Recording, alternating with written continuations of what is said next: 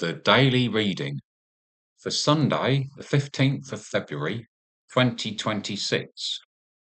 The first reading is Sirach chapter 15, verses 15 to 20. If you will, you can keep the commandments, and to act faithfully is a matter of your own choice. He has placed before you fire and water. Stretch out your hand for whichever you wish. Before a man are life and death, and whichever he chooses will be given to him.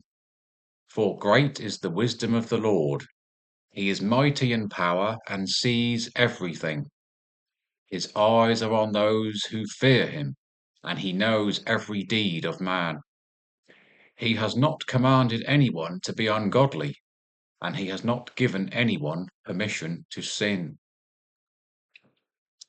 Psalms chapter 119, verses 1 to 2, 4 to 5, 17 to 18, and 33 to 34.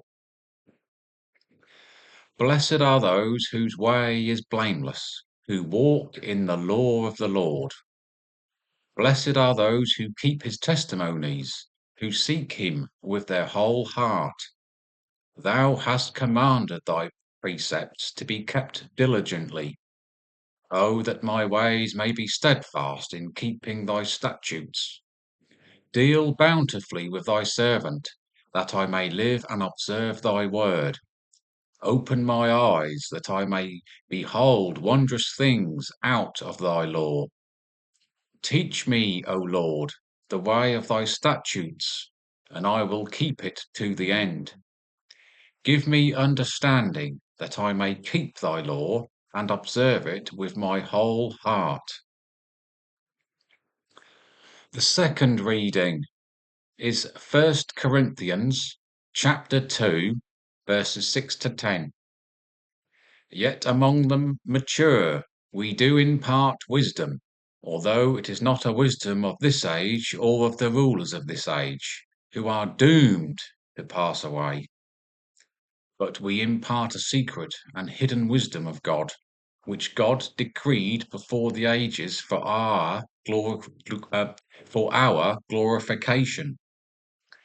None of the rulers of this age understood this, for if they had, they would not have crucified the Lord of glory. But, as it is written, what no eye has seen, nor ear heard, nor the heart of man conceived, what God has prepared for those who love him, God has revealed to us through the Spirit. For the Spirit searches everything, even the depths of God. A reading from the Gospel, Matthew chapter 5, verses 17 to 37. Think not that I have come to abolish the law and the prophets. I have come not to abolish them, but to fulfill them. For truly I say to you, till heaven and earth pass away, not an iota, not a dot, will pass from the law until all is accomplished. Whoever then relaxes one of the least of these commandments and teaches men so, shall be called least in the kingdom of heaven. But he who does them and teaches them shall be called great in the kingdom of heaven.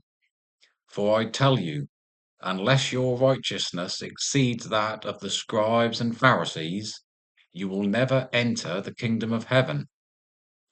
You have heard that it was said to the men of old, you shall not kill, and whoever kills shall be liable to judgment.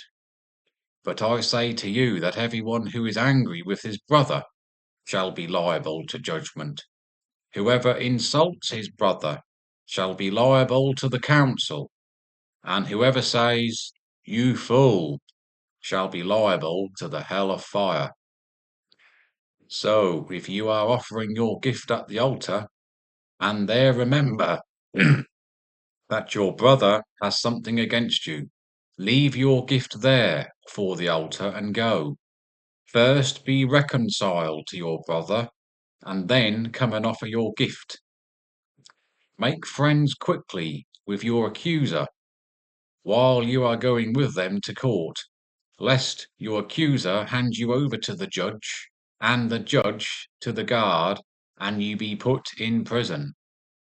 Truly I say to you, you will never get out till you have paid the last penny. You have heard that it was said, you shall not commit adultery. But I say to you that everyone who looks at a woman lustfully has already committed adultery with her in his heart. If your right eye causes you to sin, pluck it out and throw it away. It is better that you lose one of your members than that your whole body be thrown into hell. And if your right hand causes you to sin, cut it off and throw it away.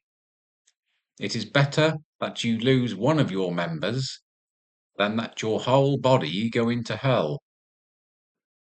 It was also said, whoever divorces his wife, let him give her a certificate of divorce.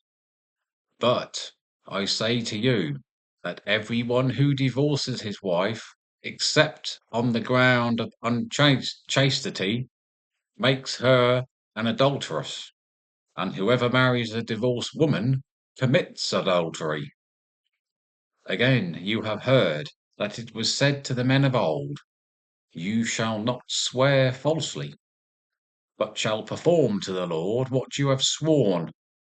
But I say to you, do not swear at all, even by heaven, for it is the throne of God, or by the earth, for it is his footstool, or by Jerusalem, for it is the city of the great King. And do not swear by your head, for you cannot make one hair white or black. Let what you say be simply yes or no. Anything more than this comes from evil.